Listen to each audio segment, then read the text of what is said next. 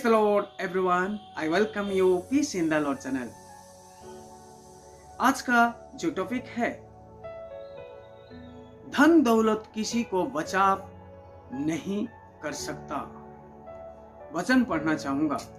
शिफनीय भविष्यद्वक्ता के पुस्तक 1 अध्याय 18 आयत, उसमें इस प्रकार लिखा है, यहोवा के शेष के दिन में ना तो चांदी से उनका बचाव होगा और ना सोने से, क्योंकि उसके जलन की आग से सारी पृथ्वी भस्म हो जाएगी।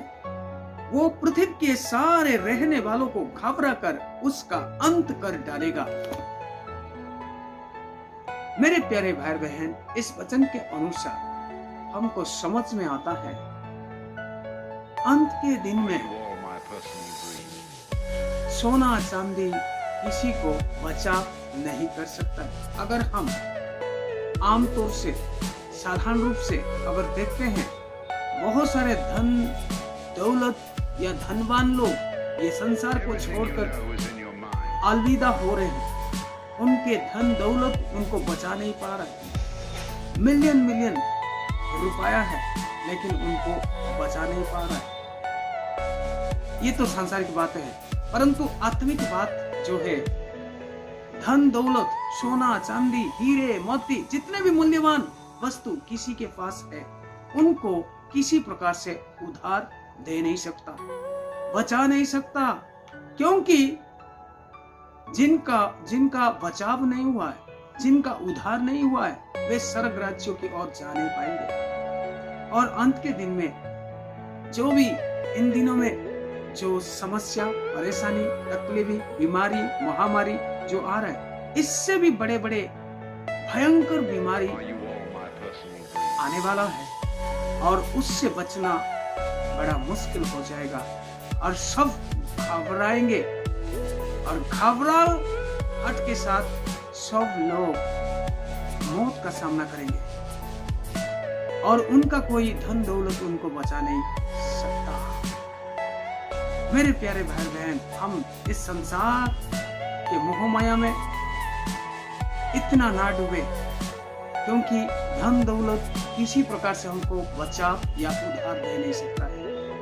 उधार तो केवल एकमात्र ईश्वर है, उसकी ओर से मिलता है, जिसके बारे में डॉक्टर लूका प्रेरित काम के पुस्तक 4 अध्याय 12 आयत में बयान करता है, आकाश के नीचे, जमीन के ऊपर, मनुष्यों के बीच में एकमात्र उद्धार करता है, वो है प्रभु यीशु मसीह।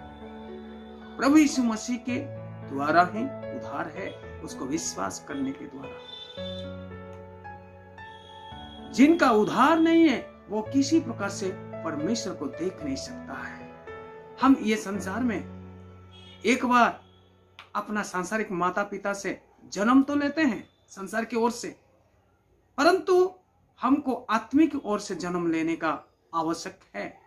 जब तक हमारा आत्मिक रूप से जन्म नहीं होता है, कभी हम परमेश्वर के पास पहुंच नहीं पाएंगे। इसलिए प्रभु यीशु मसीह के पास एक यहूदी का सरदार आकर प्रभु यीशु मसीह से बर्ताव करते हुए उनका उम्मीद रहा, अनंत जीवन पाने के लिए मुझे क्या करना है।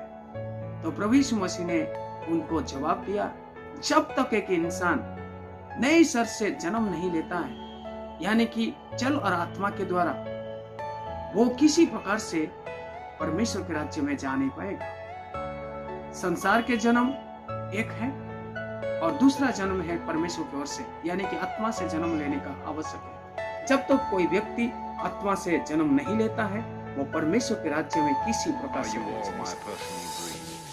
इसीलिए प्रभु यीशु मसीह को विश्वास करते हुए आत्मा से जन्म लेने का आवश्यक है। जो कोई प्रभु यीशु मसीह पर विश्वास करता है, अपना मुंह से स्वीकार करता है कि वही प्रभु है, उद्धार करता है, तो उनका उद्धार होता है।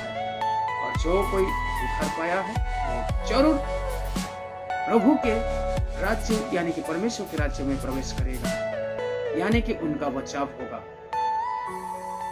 ये संसार के धन दौलत किसी का बचाव नहीं कर सकता। केवल एकमात्र उद्धार करता है वो प्रभु यीशु मसीह, वो हमारा बचाव कर सकता है। प्रभु आप लोग को